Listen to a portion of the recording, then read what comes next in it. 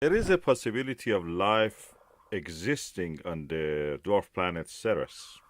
Ceres dwarf planet has indications that it contains some salty water on its surface. Salty water rises from deep within the planet, so it must be a source of it inside. As far as I know, salt have not existed in my knowledge without water. Salt is an indicator of water. Even when it is evaporated, the water is not there itself. We have similar situations in the Jupiter's satellite Europa, which may have an ocean beneath its icy surface. The same situation may exist in Ceres. We may have an ocean deep there. There may be life there.